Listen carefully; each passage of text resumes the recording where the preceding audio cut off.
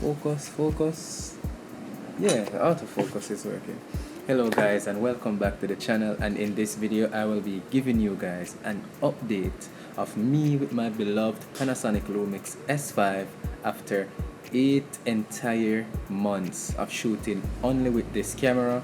Well, I wouldn't say only with this camera because I've used a couple cameras over the period of time for a few shoots, so it's not solely the Lumix S5, but those were like one-off spins. This camera has been my main camera, my go-to camera since September of 2021, and in this video I will be talking to you guys about my experience with it so far, what I like about it, what I love about it, and what I don't like about it, and things I wish Panasonic would fix or tweak or scrap in their next coming S series of full frame cameras. So stick around and enjoy this video if you hope to buy the Lumix camera in the future, or if you have the Lumix camera and want to know more about it.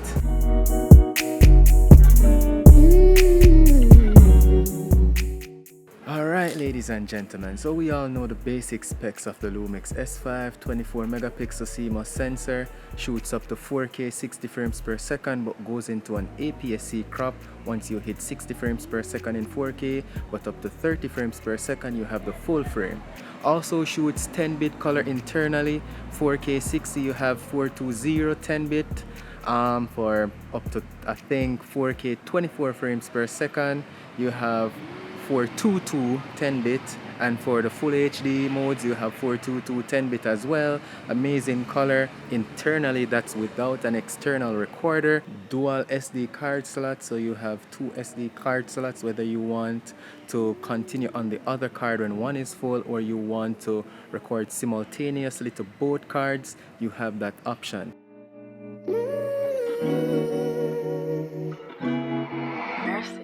I am in love with the ergonomic of this camera. I love the grip, it's very deep and gives you a good hold on the camera, so you're not worrying whether you will drop it when you're taking a photo or video in handheld.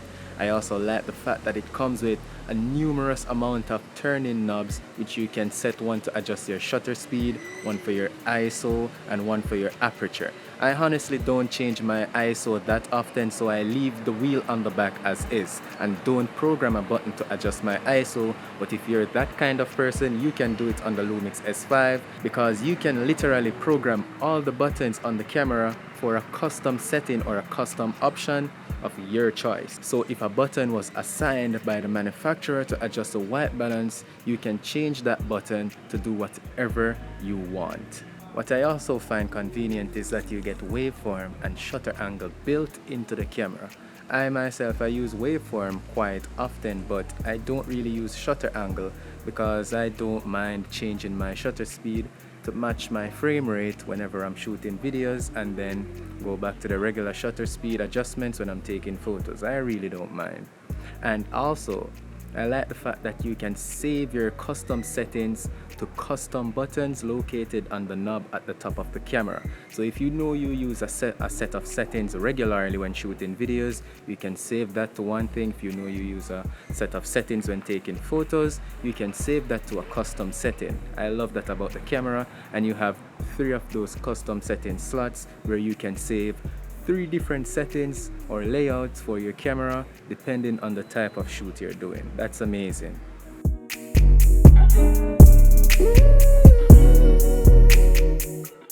So yes guys, I've had the Panasonic Lumix S5 since September of last year, and it has been an amazing experience. This is literally the best cam I've ever laid my hands on. And I'm not exaggerating or being a fanboy of Panasonic, because I've used Canon, Sony, Nikon, and a lot of other brands, but this one by far is the best camera I've ever touched. I've also used Blackmagic, and the Lumix S5 is perfect for that. I can get professional stuff done, as well as vlogs like these where I'm talking about the Lumix S5. The autofocus, it works 90% of the time. Like right now I'm using the autofocus human detection, and it's holding up pretty well. Currently I have the camera rigged out with the 20 to 60 millimeter kit lens, which is f3.5 to 5.6. It's not the fastest lens available from Panasonic or for the L mount system, but it gets the job done. It's pretty amazing, and it came with the camera at a very affordable price at the time when I purchased it last year. So right now I'm shooting at 50 shutter speed and ISO of 100, the lowest, and also at f3.5 because I have it at 20mm. If I was shooting with those settings raw, straight, with no filters, it would be overexposed. So this is what it would look like with those settings without an ND filter, and this is what the ND filter does. So much of a difference. Oh, and before I continue, guys, I want to give a special shout out to K&F Concept. This video is not sponsored, but I want to thank them for making this amazing variable ND filter with a CPL circular polarizing filter also built in to this filter to make it a 2-in-1 product. It has no X spots whenever you're using the variable ND, and it is weather sealed, and it only came in at around $93.99 when I purchased it last year with the camera. This filter is amazing. I use it for all my shoots, and I want to give K&F Concept a big thank you for making this amazing filter. Alright guys, so yeah, hold the focus, and yeah, I'm not gonna lie, the autofocus is pretty amazing. I've used the Panasonic G7 back in the day. That was a micro four third. That camera was a beast for its price and its age and its size. That was a beast, and the autofocus on it, it worked. But the autofocus on the Panasonic Lumix S5 is phenomenal for a Panasonic Lumix camera. It's almost on par with companies such as Canon and Sony, which have literally the best autofocus on the market for consumer and professional cameras. But I love my Lumix S5. The focus stays on my face and keeps me very handsome when I'm recording. So I'm not gonna lie, I don't think I need something better. Well, I wouldn't know. I haven't tried the A7S III to know if I'd love something better, but what I'm getting from the Panasonic Lumix S5 is workable for me. And you guys might hear a lot of background noise in this video because I'm trying to use the Lumix S5 straight without any attachments to see how best I can show you guys how it operates without any external microphone, external monitor, any stuff that would enhance the performance. I want to use the camera all by itself, so the only thing I will use is the filter to help adjust the exposure so I can use my favorable settings so you guys can get the best results from the final video. Alright, so don't mind the background noise. This is the microphone from the camera. There's a lot of bugs out here.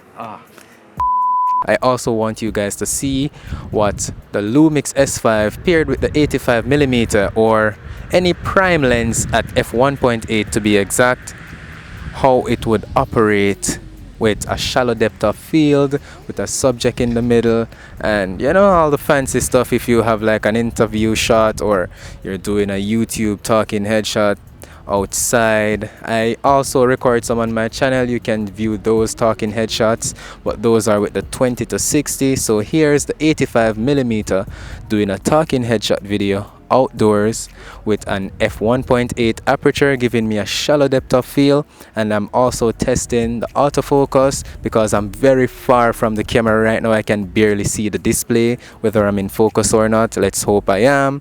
Let's hope the Panasonic Lumix S5 auto tracking is doing its job, even though I'm not doing much movement, so it shouldn't be very hard for it to track me.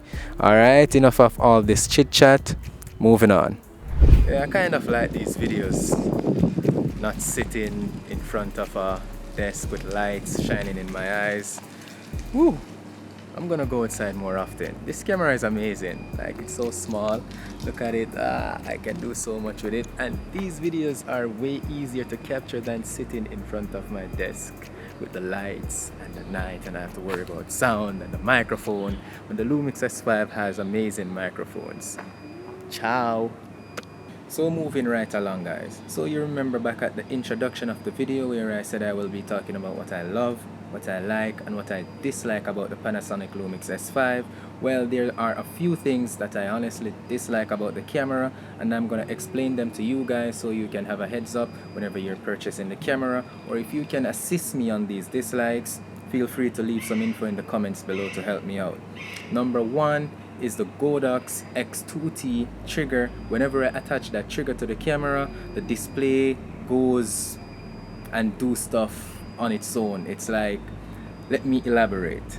Whenever I attach the trigger to the camera, the settings don't reflect on the display of the camera. You know, when you're shooting without the trigger and you adjust the shutter speed, it gets darker or brighter as it relates to exposure and so on for the aperture and ISO. Whenever you attach the trigger, whenever you adjust your settings, it doesn't reflect on the screen. You have to do trial and error. Whenever I'm using the XT2 trigger and also the TT600 Godox flash, I have to use trial and error with the flash intensity and also the exposure settings on the camera because it doesn't reflect on the display of the camera. I don't know if this is a setting I can adjust in the settings, please help me out, or if that's just how the camera is with the Godox X2T. The other issue I have is whenever I'm using the DJI Ronin RSC2 and I connect the Raven Eye to the camera, then to the gimbal, I lose visibility from the display altogether. So I can only see what I'm shooting from my smartphone and not from the camera display whenever I attach the Raven Eye to the camera. So I don't know if this is a setting I can change within the camera as well, or if that's just how it is whenever I attach the Raven Eye to the Lumix. I don't know if the same will happen if I attach an external monitor because I haven't done so before, but whenever I attach the Raven Eye to the camera and try to view stuff on my smartphone, I lose the information from the display. The display just goes black. I can't see anything. I can only see the feed from the phone, and that's pretty annoying because I want to see both. What if I want to give someone my smartphone to view what I'm shooting and I look at the camera? I can't do that. So I want to know if that's a setting or that's just how the camera is. So on to the continuation of what I love about this camera. I am in love with the in-body stabilization, especially for these vlogs and stuff. My hands, they're very shaky, especially right now. I can't keep my hands steady. I don't know why. Maybe it's because I haven't had any caffeine since this morning. I'm kind of addicted to caffeine.